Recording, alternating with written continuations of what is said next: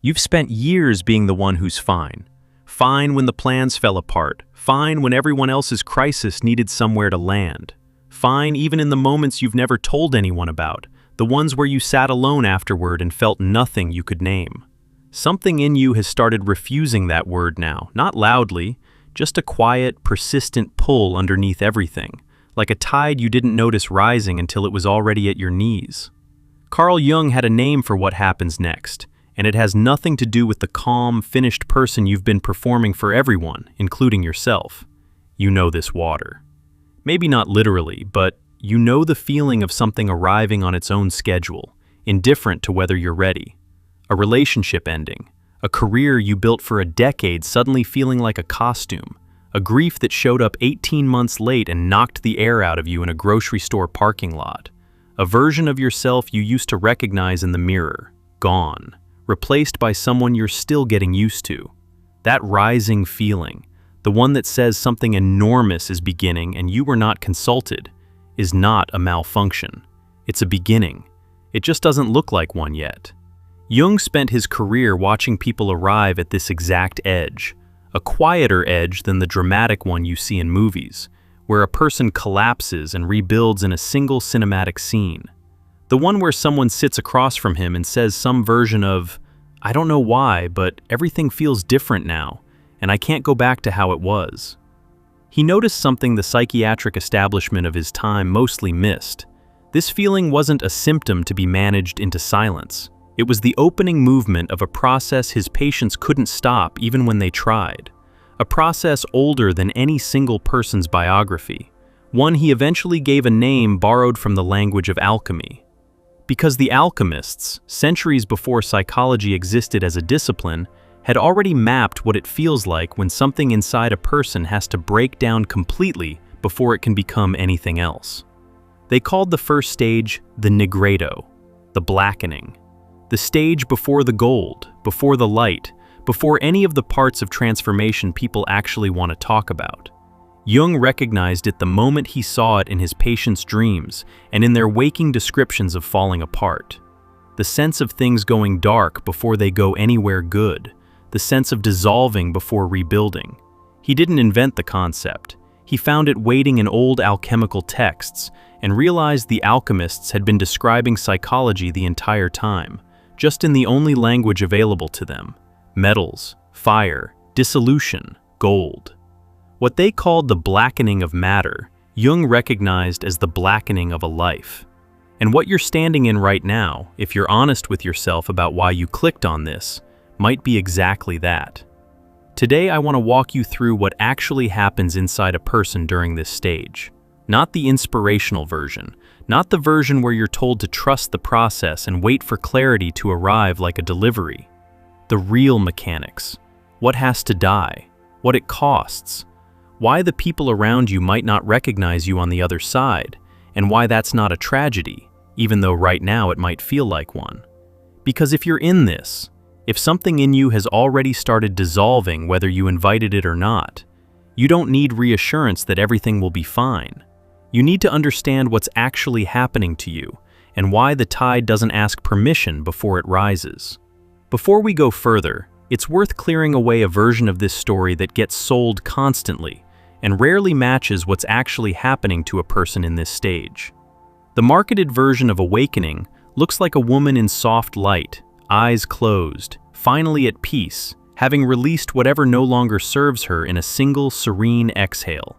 It photographs well. It sells candles and courses and retreats. It has almost nothing to do with what Jung actually observed in the people going through real transformation. And if you've been quietly comparing your own experience to that image and feeling like you're doing it wrong because your version looks more like collapse than serenity, I want to correct that comparison directly, right now, before we go any further. The people Jung worked with who were genuinely in the middle of this process rarely looked peaceful. They looked exhausted, confused, sometimes frightened of their own minds, sometimes furious at people and circumstances they'd tolerated for years without complaint. The serenity, when it came after, often long after, and even then it wasn't constant. It arrived in moments, alongside plenty of moments that still looked like struggle. If your version of this chapter feels less like a retreat brochure and more like standing in wreckage trying to figure out which parts of your life are still structurally sound, that's not a sign you're failing at transformation. That's what transformation actually tends to look like from the inside, before it's been edited down into something presentable. Here's the first thing worth understanding about this stage, and it's the thing almost nobody tells you. It does not begin with insight. It begins with loss of function. Something you used to be able to do without thinking, hold a friendship together, tolerate a job, perform a version of yourself that used to fit, stops working, and rarely in the gradual way, as a slow fade you could track on a calendar. It happens as a sudden refusal, like a muscle that simply won't fire anymore. You try to do the thing you've always done, and your body says no. That refusal, more than any dream or insight or breakthrough, is usually the first sign that the water has started rising. Think about someone who spent 15 years being the person everyone in her family called for advice, not because she loved it exactly, but because she was good at it. And being good at something that people need from you starts to feel like an identity if you do it long enough. Then one day her sister calls with a familiar crisis, the kind she's talked her through a dozen times before, and instead of the usual clarity rising in her chest, she feels nothing but a flat, exhausted static. She still says the right words, she still shows up, but something that used to be automatic has gone quiet, and she spends the rest of the day disturbed by her own indifference, wondering what's wrong with her, not yet understanding that nothing is wrong with her. Something is finally starting. Jung would have called this the collapse of the persona, though he was careful never to treat the persona as a villain. The persona is the face you learn to show the world in order to survive it. The competent one, the easygoing one, the strong one, the one who doesn't need much. It isn't fake exactly. It's more like a costume that fits so well for so long you forgot you were wearing it. The nigredo begins, almost always, with that costume starting to chafe. You don't decide to take it off. It simply stops fitting, in small ways at first, and then in ways you can't ignore. What makes this stage so disorienting is that it rarely announces itself as growth. It shows up as failure, as burnout, as a sudden inability to keep performing a role you've played for years without complaint. People around you, the ones who benefited from the old version of you, the one who always answered the phone, always said yes, always held it together, will often be the first to tell you something is wrong. And in a sense, they're right. Something is wrong, in the way that something is wrong with a shell right before a bird breaks out of it. It looks like damage from the outside. It's actually pressure building toward release. Jung hesitated to even call some of what he observed pathology, because pathology implies something has gone wrong that needs correcting back to a previous state. What he saw in these patients wasn't a deviation from health. It was health, arriving in the only form available to a person who has spent years suppressing what needed to happen. The blackening isn't the disease, the years of performing a persona that no longer served you. That was the slower, quieter disease. The blackening is the immune response. I want you to sit with something for a second, because this is where most people get the entire process backward. They assume the goal is to get back to how things were before the collapse, back to functioning, back to feeling normal, back to the version of themselves that everyone else found convenient. But Jung's whole framework runs against that instinct. The point was never to return. The point was to go through. There is no route back to the shore once the tide has started rising around your ankles. There is only further in, or the exhausting, ultimately failing project of trying to stand still against water that keeps coming anyway. This is the part where I have to say something that might land uncomfortably, because it changes how you should be relating to whatever you're going through right now. If you're in the blackening, the discomfort you're feeling is not a sign that something has gone wrong with your healing. It's evidence that the healing is actually happening, as opposed to the performance of healing you might have done before. The version where you read enough, journaled enough, said the right affirmations, and quietly kept the old structure intact underneath it all. Real transformation doesn't feel like insight arriving gently. It feels like ground giving way. Consider the man who spent his entire adult life being described, by everyone who knew him, as easygoing. Nothing rattled him. He absorbed his wife's anxiety, his co-workers' frustration, his aging mother's demands, all of it, without ever seeming to buckle. Then, at 44, on an ordinary Tuesday, he sat in his car in a parking lot and could not make himself walk into the building where he'd worked for 12 years. He wasn't sick. He wasn't in danger. He simply could not do it anymore, and he had no language for what it even was. He described it to a therapist months later as feeling like his whole personality had quietly resigned, without notice, without explanation, leaving him to figure out who was left standing in the wreckage of a role he'd played so long, he'd stopped noticing it was a role at all. That's the blackening, a dissolution that arrives first, with clarity only much later, if at all in the early stages, rather than a crisis that comes with clarity already attached. And the reason this stage terrifies people so completely is that it strips away the exact thing most people use to orient themselves: a stable, coherent sense of who they are. When the persona cracks, there's a period where you genuinely don't know who's underneath it, and that not knowing is worse, for most people, than almost any specific loss they could name. You can grieve a relationship, you can grieve a job. It's much harder to grieve the sudden absence of your own certainty about who you are. There's a friendship worth picturing here, one that existed for over a decade on a foundation neither person ever examined out loud. One friend always in crisis, the other always steady, always available, always the one holding the phone at midnight. It worked in the sense that it was stable, predictable, mutually understood without ever being discussed. Then the steady friend started to change. She started setting limits on when she was available. She started talking about her own difficulties instead of only absorbing everyone else's.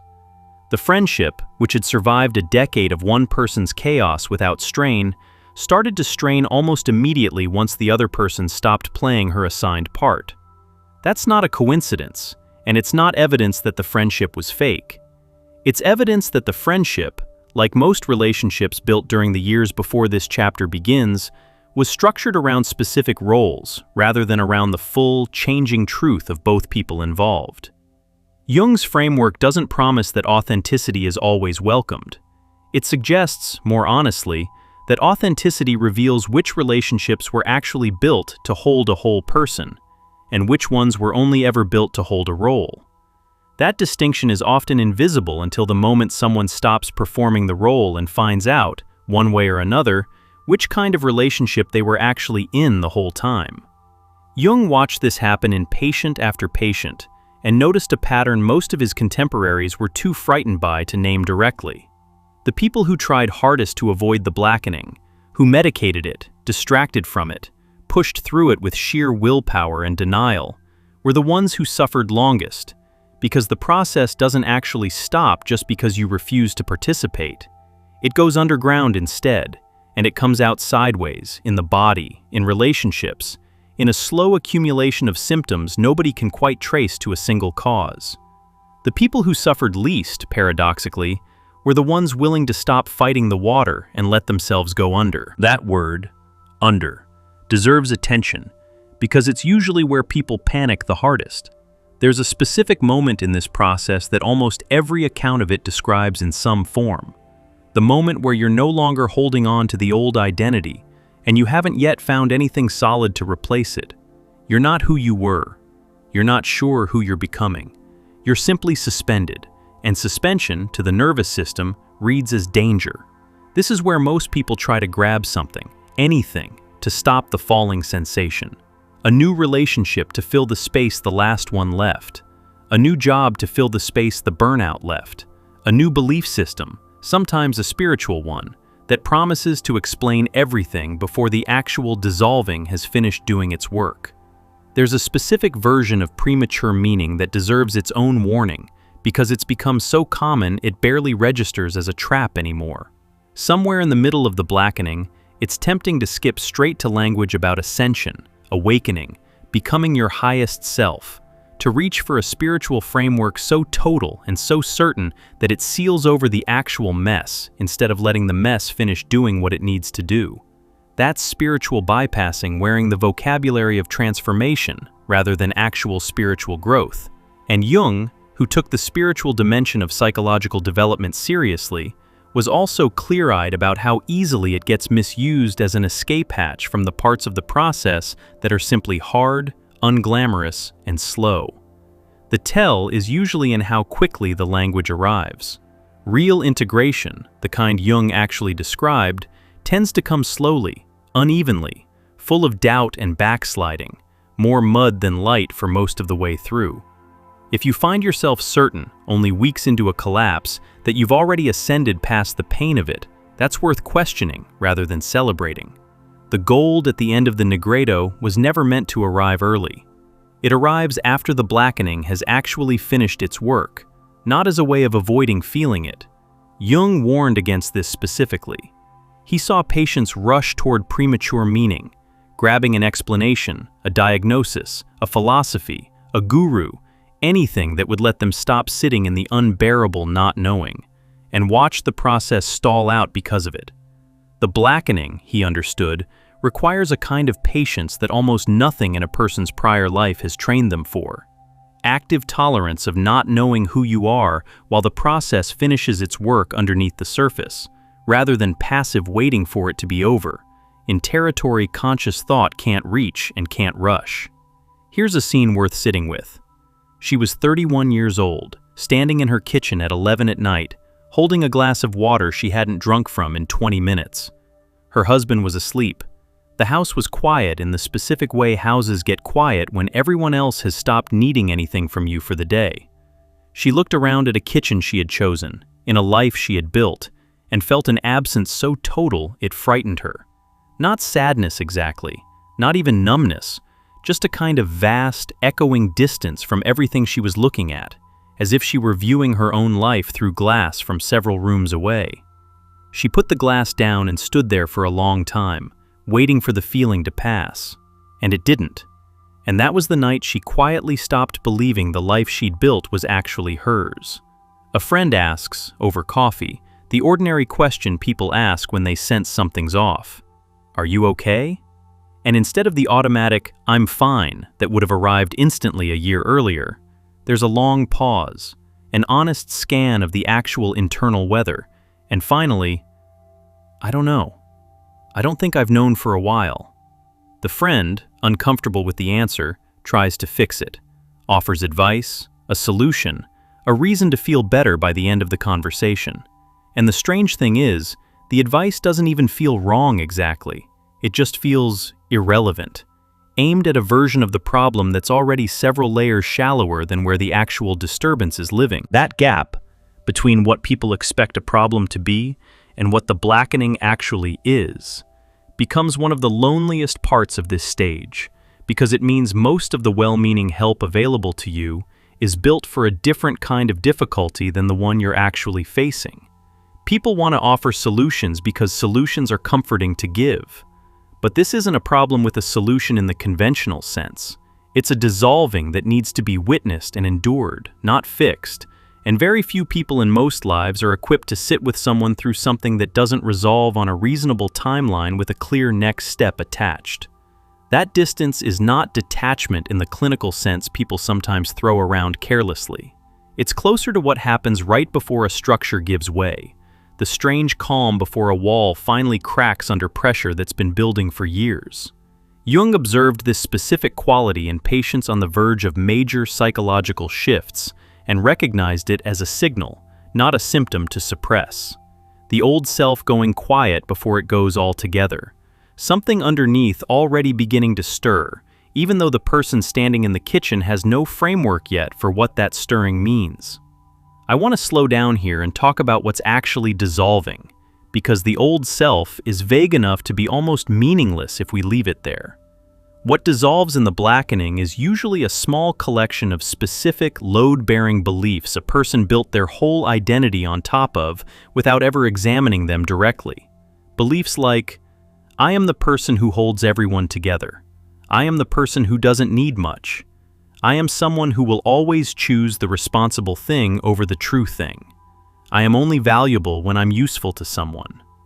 These beliefs usually formed early, often in childhood, often as adaptations to a specific household or a specific wound, And they worked.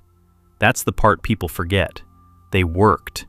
They kept you safe, or loved, or at least tolerated, in a system that might not have had room for the full truth of who you were.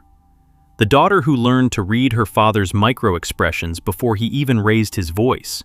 She developed a nervous system exquisitely tuned to other people's emotional weather, and that tuning kept her safe through a childhood that could turn dangerous without warning.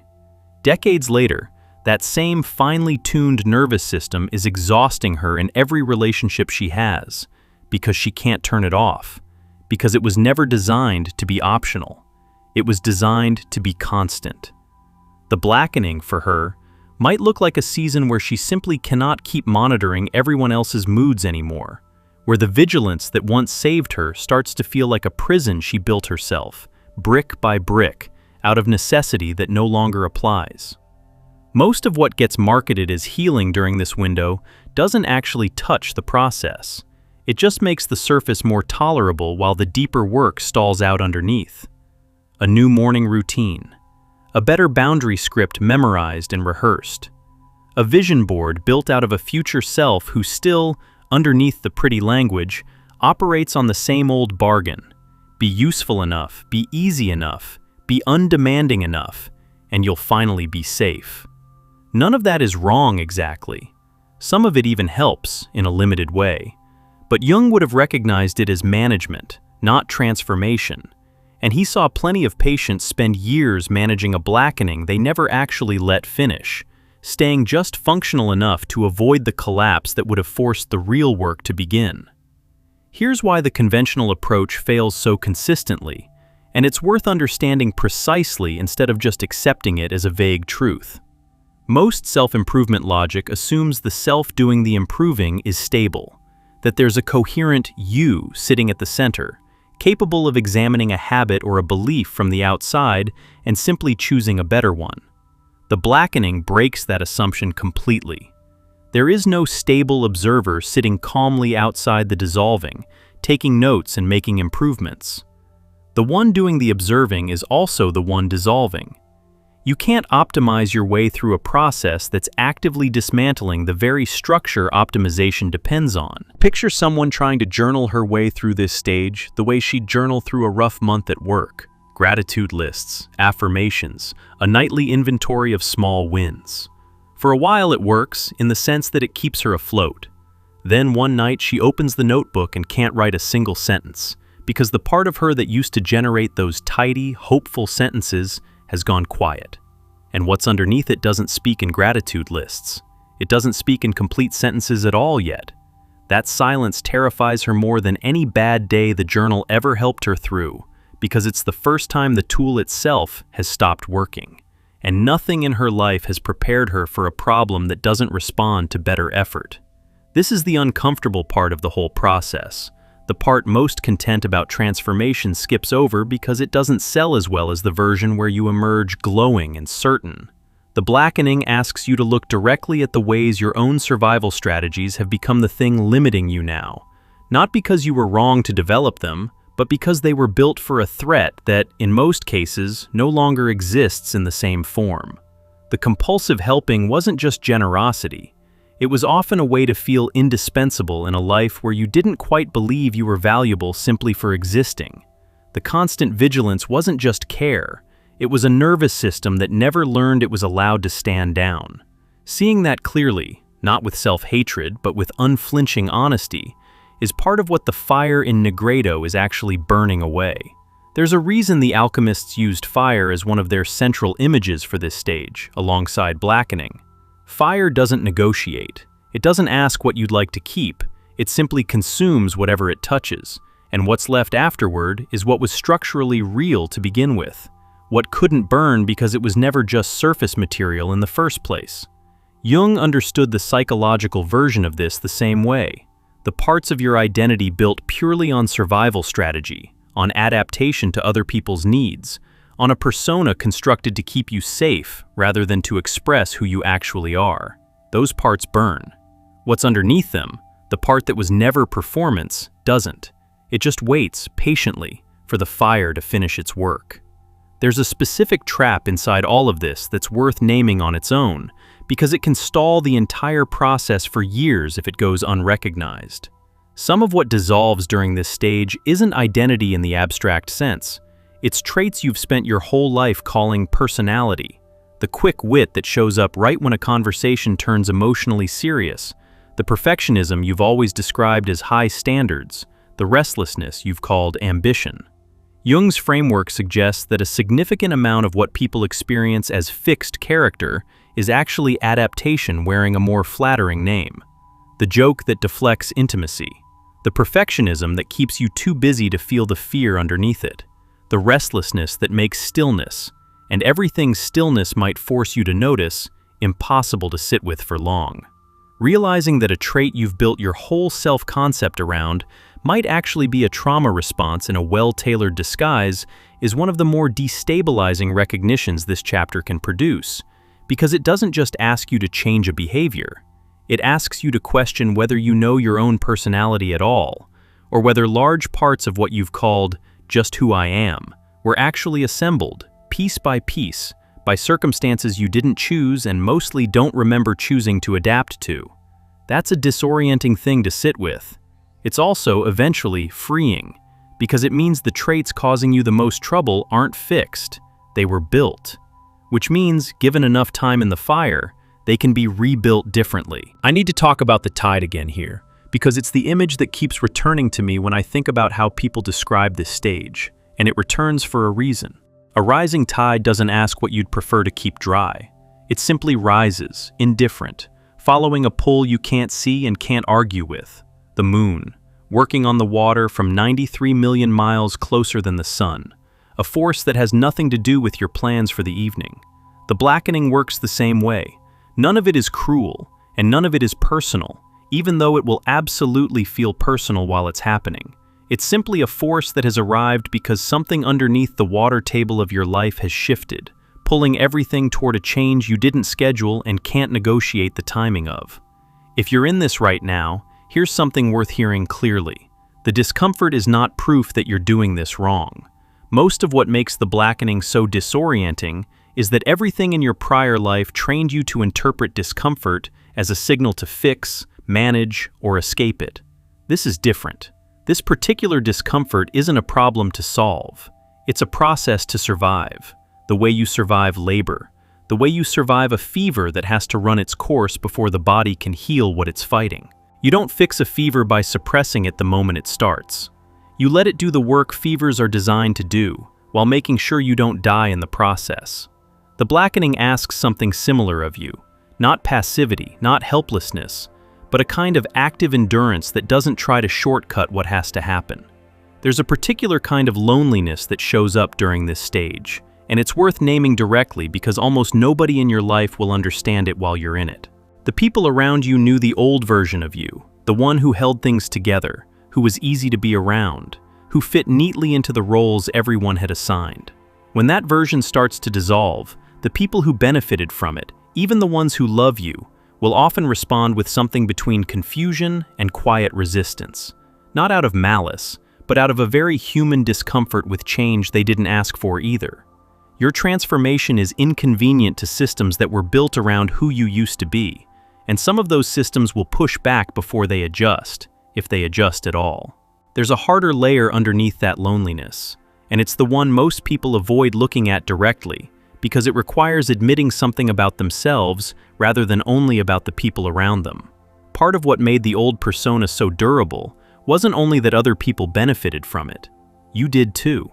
The compulsive helper got to feel indispensable. The easygoing one got to avoid the risk of ever being disliked. The vigilant daughter got a version of control over a chaotic household that pure helplessness never could have offered her. None of these were noble sacrifices performed purely for others. They were also, quietly, strategies for managing your own fear. And the blackening asks you to see that plainly, without flinching, and without excusing it away as simple generosity. This is the turn most people don't see coming, and it's worth naming directly because it reframes everything that came before it. The persona wasn't only imposed on you by other people's expectations. You built it, at least in part, because it worked for you too. It kept you safe, it kept you needed, It gave you a stable, comprehensible role in a world that might otherwise have felt too unpredictable to survive. Realizing that doesn't make the persona shameful, it makes it human. But it does mean the ending of this bargain isn't simply a story about other people finally seeing the real you. It's a story about you finally being willing to stop needing the old strategy, even though some part of you built it carefully and even loved it because it worked for as long as it needed to. This is where Jung's insight becomes genuinely uncomfortable, because it doesn't offer the reassurance most people want at this point in the story. He didn't promise that everyone in your life would understand, or that relationships would survive the process intact, or that the people who loved the old version of you would automatically love the new one. Some will, some won't. What he offered instead was something more honest, and, in the long run, more useful. The understanding that individuation, the process of becoming who you actually are instead of who you were shaped to be, was never going to be compatible with everyone's comfort. It was never designed to be. It was designed to be true. Before we go further into what happens after the blackening, because there is an after and it matters, I want to pause on something that might be sitting underneath everything you've heard so far, quietly asking for a way through instead of just a description of the fire. If you've made it this far, some part of you already recognizes this stage from the inside, and recognition without a place to put it can feel like its own kind of stuck. That's part of what the True Self-Discovery Guide was built for. It isn't a shortcut around the blackening because there isn't one, but it's 24 reflection exercises drawn directly from the territory Jung mapped. Questions built to help you sit with what's dissolving instead of running from it, to find your way within the dark instead of needing the dark to end first. If some part of this has felt like it was written about your own life, the guide is linked below, and it might be the companion you didn't know you needed for the part of the process that's still ahead of you. There's a specific version of this cost that deserves its own attention, because it's one of the ones people are least prepared for, and it involves family more often than almost anything else. Growing past a role you were assigned as a child, the peacemaker, the responsible one, the one who never causes problems, doesn't just change your internal experience. It changes the function you serve in a system that may have depended on you playing that role for decades. Families, like any system under pressure, tend to resist a member changing the position they've always occupied, even when that member's suffering was the direct cost of holding it. You stepping out of the role doesn't just affect you. It destabilizes an entire arrangement other people had quietly built their own comfort around. This is often where the phrase, cost of consciousness, stops being an abstraction and starts being a Sunday phone call that goes differently than it used to, a holiday you decline for the first time in your life, a parent who tells you that you've changed in a tone that isn't a compliment. Jung didn't shy away from this. He understood that becoming conscious of a pattern and choosing to stop participating in it would, in some cases, cost you the version of a relationship that depended on your unconsciousness to function smoothly. Not every relationship, and not always permanently, but sometimes, and often exactly the ones that mattered most, at least for a season, sometimes longer. What makes this bearable, and it is bearable even though it doesn't feel that way in the moment you're living it, is understanding that the distance isn't punishment for changing. It's simply what happens when one part of a system moves and the rest of the system hasn't caught up yet, or won't. Some relationships eventually recalibrate around the new, truer version of you. Some don't. And that absence, painful as it is not proof you did something wrong.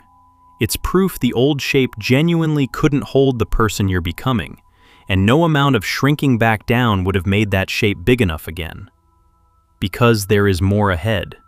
What I've described so far is only the entrance to this chapter, not the whole of it, and understanding the entrance clearly is what makes it possible to survive what comes next without mistaking the middle of the fire for the end of the story. Something interesting happens once a person stops fighting the blackening and simply lets it do its work. The chaos doesn't resolve the way people expect it to, not with a single clarifying insight, not with a moment of arrival where everything suddenly makes sense. It resolves the way weather resolves, gradually, unevenly, with false clearings that give way to more storm before the sky actually settles. Jung noticed this pattern in his patients' dreams especially. Early in the process, the dream material is often genuinely chaotic, fragmented images, unresolved anxiety, figures without clear meaning.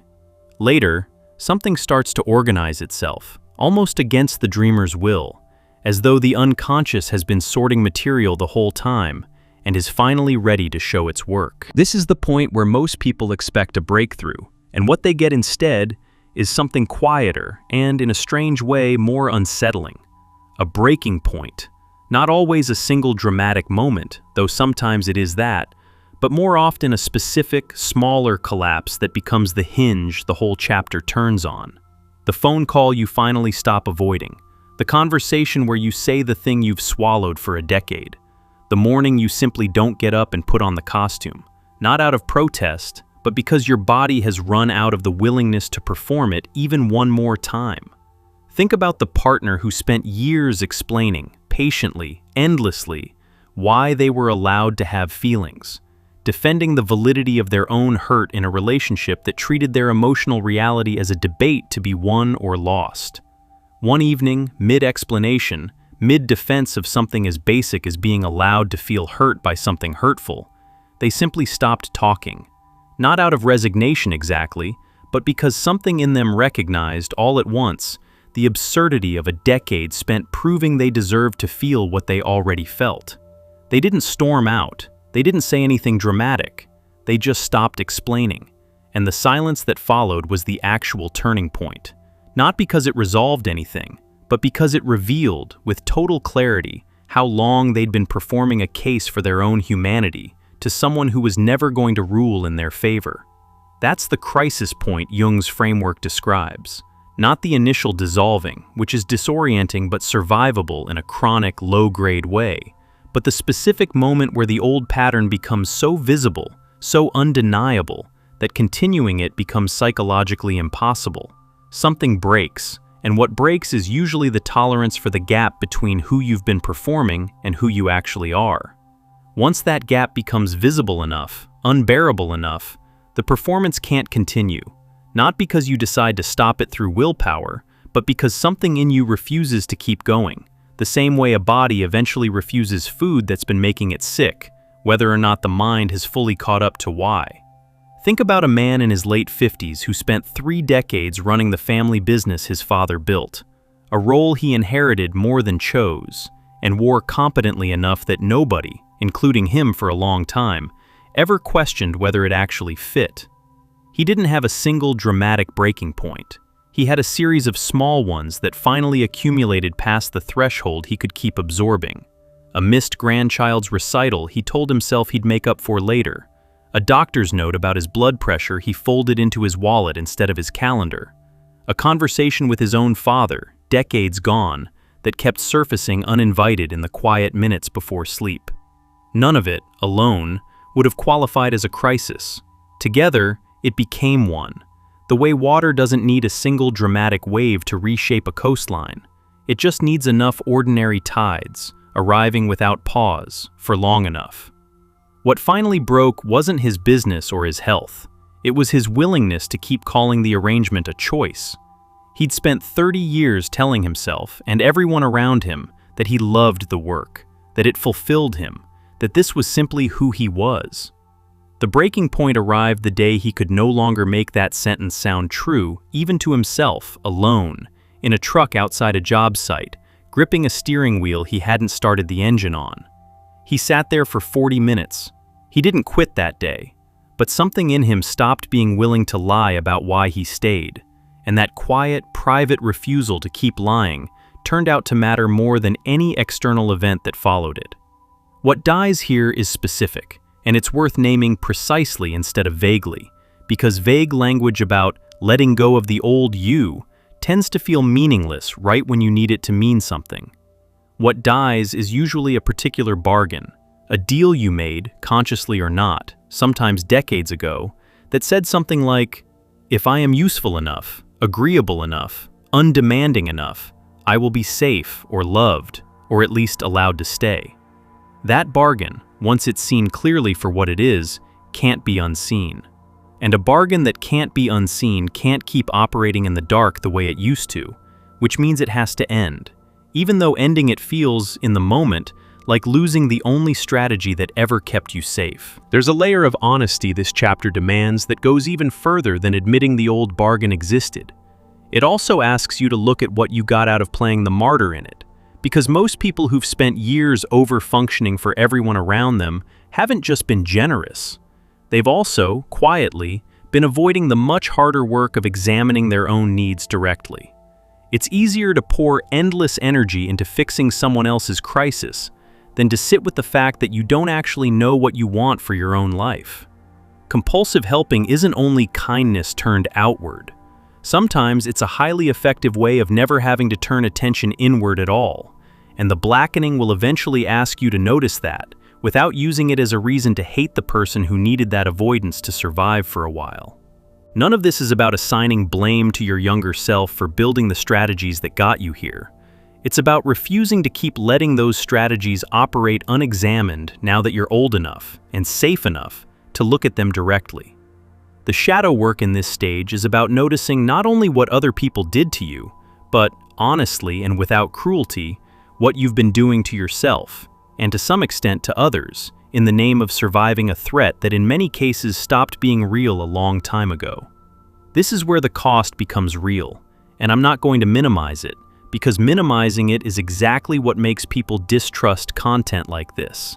The sense that someone is selling you a transformation without being honest about what it takes out of you on the way there. The cost is often relational. People who benefited from the old bargain will resist its ending, sometimes gently, sometimes with real anger, because your change requires a change from them too, and not everyone is willing or able to make that shift alongside you. The cost is sometimes financial, sometimes geographic, sometimes as concrete as a marriage or a job or a friendship that simply cannot survive the version of you that's emerging. Jung never pretended individuation was safe. He described it, more than once, as a narrow path that not everyone survives intact, and he meant that seriously. It's worth pausing on the difficulty of this specific stretch a little longer, because it's often where people are most tempted to interpret their own struggle as proof they've taken a wrong turn. You did the hard part. You finally broke the pattern, said the true thing, stopped performing the old bargain, and instead of relief, what shows up is grief, disorientation, sometimes a loneliness sharper than anything that came before. That reaction confuses people because it doesn't match the story they were told about what change is supposed to feel like once you've finally done the brave thing. Jung would have told you this reaction is not a sign of failure. Grief is the appropriate response to loss, and something real has been lost here, even if what was lost needed to go. You're allowed to mourn a bargain that kept you safe for decades, even while being glad it's finally over. But here's what he also saw, again and again, in the patients who made it through this crisis point rather than retreating from it. Something on the other side of the breaking that they could not have accessed any other way. Something closer to weight than happiness in the simple sense the word usually carries. A settled, grounded quality that people who haven't been through their own blackening rarely have, because that groundedness can only be built by surviving the specific experience of losing your footing completely and finding, underneath the panic, something in yourself that held anyway. There's a particular kind of power that only comes from this side of the process, and it's worth being precise about what that power actually is, because it's easy to romanticize into something it isn't. It isn't confidence in the conventional sense. Plenty of people who've never faced their own dissolution walk around with confidence, built on foundations they've never had to test. The power that comes out of the nigredo is different.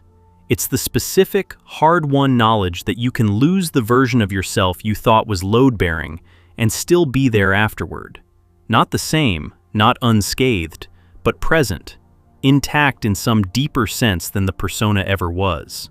That knowledge changes how a person moves through the world in ways that are difficult to fake and impossible to take away, because it was earned in the only currency that actually buys it, which is having survived what you were sure would end you. You can hear this power in small moments more clearly than in grand ones. Picture a woman, a year or two into this process, sitting across from her mother at a holiday dinner, listening to a familiar guilt-laced comment about how little she visits anymore. The old response would have arrived instantly. An apology, an explanation, a promise to do better, all delivered before the sentence had even finished landing. Instead, there's a pause. A real one, a few seconds long enough for her mother to notice it. And then, quietly, without performing either defiance or apology, "I know that's hard for you. I'm still not visiting more than I have been." No justification attached. No softening, but no cruelty either. Just a plain statement of a boundary that used to require an entire internal negotiation to survive saying out loud. That pause is where the power actually lives, not in the sentence itself. The old self would have needed the guilt to stop before she could act differently. The self on the other side of the blackening can feel the guilt fully. It doesn't vanish just because the work is done, and act from something steadier than it anyway. That's the actual shape of individuation in daily life. Not grand gestures, but 1,000 small moments where the automatic, survival-shaped response no longer runs the show uncontested, where there's finally a beat of space between what you feel and what you do about it. Jung called the process that follows the crisis individuation, though he was careful to distinguish it from anything as simple as self-improvement. Individuation isn't about becoming a better version of the persona you had before. It's about becoming whole, integrating the parts of yourself the persona excluded, the shadow material you disowned to stay acceptable, the needs you suppressed to stay useful, into a single coherent self that doesn't require constant performance to hold together. This is slower and less glamorous than most people expect. It doesn't arrive as a single epiphany. It arrives as a long, patient reassembly, piece by piece, of a self that finally includes everything instead of only the parts that were safe to show. I want to return to the tide, because there's a phase of it that matters here and doesn't get talked about as much as the rising water. Slack tide, the brief, still period between the tide finishing its rise and beginning its fall, when the water seems, for a while, to simply hold its position, neither advancing nor retreating. People going through this stage often describe something similar, a strange stillness after the crisis point, a pause that doesn't feel like resolution exactly, more like the system catching its breath before the next movement begins. If you find yourself in that stillness, unsure whether anything has actually changed, that's not stagnation. That's slack tide. The work is still happening. It's just happening beneath a surface that looks, for now, unusually calm. There's a specific texture to that slack tide worth describing, because people often mistake it for something having gone wrong rather than something finally settling.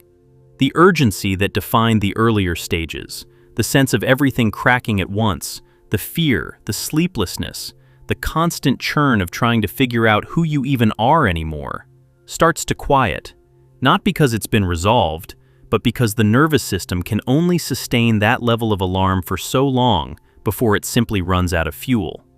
What replaces it isn't peace exactly. It's closer to a low, steady hum, an ordinary tiredness, days that pass without dramatic revelation, without collapse, without much of anything at all.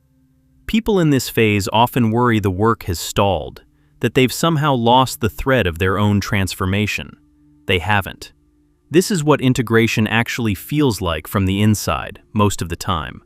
Not a montage of breakthroughs, but a long stretch of quiet reassembly happening below the level anyone, including you, can consciously observe. Trust builds slowly during slack tide, the way trust in a rebuilt structure only comes from time passing without collapse, one ordinary day at a time, until eventually there are enough of them stacked together that you notice, almost by accident, that you've been standing on solid ground for a while without realizing exactly when the ground became solid again. What comes after that stillness is the part of the process people are usually most impatient for, and understandably so, because it's the part that finally starts to feel like relief instead of demolition.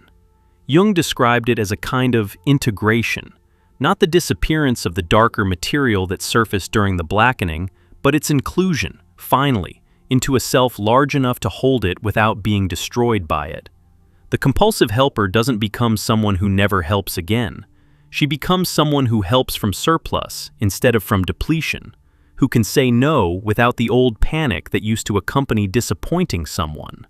The man who couldn't walk into his office that Tuesday doesn't become a different person entirely. He becomes someone who can tell the difference, finally, between what actually matters to him and what he was only doing because stopping felt more dangerous than continuing. This integration comes with a specific kind of fear that deserves to be named honestly, because it stops a lot of people right at the threshold of it. The fear isn't really about losing the old self anymore. By this point, that's already mostly gone. It's the fear of what it will cost to actually live as the person who's emerging. Because once you can see clearly what you actually want, what you actually value, who you actually are underneath decades of adaptation, you're also confronted with every place your current life doesn't match that. And closing that gap is its own kind of frightening, because it means change that's visible, not just internal. Change other people will notice and, in some cases, resist. Imagine reaching this point and realizing, with total clarity, that the career everyone, including you, once called a dream has actually been a very comfortable cage for a decade. You can see it now. The salary that makes leaving feel irresponsible, the identity you built entirely around a title, the version of your future that depended on staying exactly on this path. Seeing it clearly doesn't make leaving easy. If anything, it makes staying harder, because you can no longer pretend you don't know what you know. This is the specific trap that catches so many people right at the edge of real change, understanding everything and still choosing for another year, and then another, to live inside a truth you've already outgrown, because the actual cost of leaving hasn't finished feeling survivable yet. This is often where people quietly retreat, even after making it through the hardest part of the blackening. They do the internal work, they gain the clarity, and then they stop just short of letting that clarity reshape their actual life. Because reshaping the actual life is where the internal transformation finally has to become external and undeniable. Jung saw this too. He noted that some patients could articulate their own psychology with remarkable precision and still choose, again and again, to live inside the old bargain rather than risk what living differently might cost them. Insight without follow-through, in his framework, wasn't really individuation at all. It was just a more sophisticated way of standing still. But for the people who do keep going, who let the clarity actually reorganize their life, not all at once, but steadily, decision by decision, something shifts that's hard to overstate. Relationships either deepen into something more honest than they were before, or they end. And both outcomes turn out to be survivable in a way the person couldn't have believed possible before going through this. Work either transforms to reflect who they've become, or it's left behind for something that actually fits.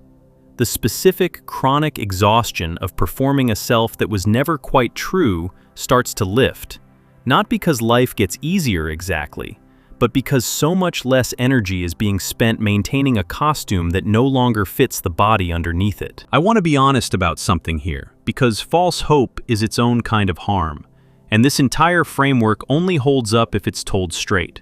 This chapter doesn't end with permanent ease. Individuation isn't a destination you arrive at and then stay at forever, immune to future dissolving. Jung was clear that the process repeats, that life continues to present new material to integrate, new blackenings at different scales, for as long as a person is alive and willing to keep growing rather than settling into a final, static identity. What changes, after you've been through this once with your eyes open, is your relationship to the process itself.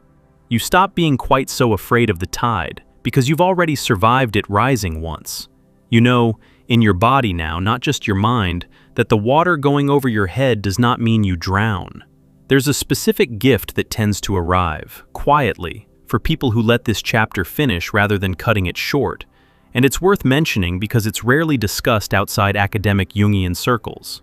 Jung noticed that the people who had genuinely metabolized their own dissolution, not bypassed it, not merely survived it, but actually let it reshape them, often became, without trying to, a specific kind of resource for other people still standing at the edge of their own water. Not because they'd become experts or acquired credentials, but because they'd actually been there. And something in a person who has genuinely been through the fire is recognizable, without a word being said, to someone else standing in front of their own. He sometimes called this the wounded healer, the idea that the very places where a person has been broken and reassembled become the places from which they can most authentically help someone else standing where they used to stand. None of this is a mandate. Not everyone who goes through this chapter is meant to spend the rest of their life helping others through theirs, and treating it as an obligation would just be another version of the old, compulsive helping pattern wearing new spiritual language. But it's worth naming as a real possibility, because it reframes what all of this difficulty might eventually be for. The daughter who learned to read a room out of fear can, on the other side of this work, use that same sensitivity as something chosen rather than compulsive, a genuine gift for perceiving what others are going through, offered freely instead of anxiously. The exhausted, easygoing man who couldn't walk into his office that Tuesday might become, years later, exactly the person someone else needs sitting across from them on their own version of that day. Nothing about the pain gets erased by this, but it stops being only loss. It becomes material, eventually, for something none of it would have been possible without. Something else is worth naming here, because it addresses a fear that tends to surface right around this point in the process. The fear that becoming whole means becoming someone unrecognizable, someone the people who love you won't be able to reach anymore. Jung's understanding of individuation doesn't support that fear, even though the fear feels reasonable given how disorienting the earlier stages were. Wholeness, in his framework, isn't the addition of something foreign to who you've always been. It's the return of parts of you that were always there, exiled early for reasons that made sense at the time and stopped making sense long ago. The person emerging from this chapter isn't a stranger replacing who you were. In the deepest sense, they're more you than the version that spent years performing a persona built for survival rather than truth. This is easy to say and much harder to trust while you're still in the middle of not knowing who you're becoming. But it's worth holding on to anyway, the way you'd hold on to a fact you can't yet feel the truth of. The way you know, intellectually, that the tide always goes back out. Even in the specific hour, it feels like it's never going to stop rising. The exiled parts of you, the needs you buried, the anger you weren't allowed to have, the softness you decided was too dangerous to show, the ambition you learned to shrink so you wouldn't threaten anyone. Those parts aren't gone. They're waiting on the other side of this dissolving, and integrating them back in is not becoming someone new. It's finally becoming someone complete. There's something in this that reframes the whole idea of a powerful chapter, and it's worth sitting with directly, because it's probably not the meaning you expected when you clicked on this video. Power, in the way this chapter offers it, has almost nothing to do with control. It isn't the power to make your life go exactly the way you planned, to avoid loss, to stay comfortable while everything around you reorganizes itself into something better on command. It's the power that comes specifically from having gone through dissolution and found something underneath it that didn't dissolve. That's a different kind of strength than the one most people are chasing when they set out looking for transformation. It doesn't look like triumph. It looks like someone who has stopped needing the water to be calm in order to keep standing in it. There's one more piece of this reframe worth sitting with, because it's the deepest layer of what Jung was actually pointing toward. And it's easy to miss if you only take the first two passes through this material. The goal was never to arrive at a fixed, finished self that no longer needs to change, a permanent gold at the end of the alchemical process, safe from ever blackening again. That's a comforting fantasy, but it isn't what he described. What he described was a self capable of returning to the fire, again and again, across a lifetime, without being destroyed by it each time. Not immunity from the tide, a permanent, working relationship with it. She was 71 years old, sitting on a porch at dusk, describing to her granddaughter a version of the collapse she'd gone through in her 30s, decades earlier, the one that had once felt like it would end her. She wasn't tearful telling it. She wasn't triumphant either. She told it the way you'd describe weather from a season long past, remembered clearly, respected fully, no longer something that had power over her simply by being recalled. Her granddaughter, sitting beside her in the middle of her own blackening, said quietly that she didn't know if she'd survive it. The grandmother didn't offer reassurance. She just said, "You will, and it won't be the last time." That sentence, more than any comfort she could have offered instead, was the truest thing in the conversation. If you're standing at the edge of this right now, if something in your life has already started that quiet, undeniable dissolving, the kind that doesn't announce itself with drama but just shows up as a sudden inability to keep performing what used to come easily, I want you to hear something clearly before we get to where this chapter actually leads. What you're going through has a shape. It has stages. It has an architecture that people have been mapping, in one language or another, for centuries. And knowing that architecture doesn't remove the pain of living inside it, but it does remove the terrifying sense that you're the only one who's ever fallen apart this specific way, or that falling apart this way means something has gone wrong with you rather than exactly right. This is often the part of the process where having something concrete to hold on to matters most. Not a shortcut through the dissolving, but a structure to lean on while it's happening, because trying to navigate this entirely alone, entirely from inside the confusion, is harder than it needs to be. That's the whole reason the True Self-Discovery Guide exists.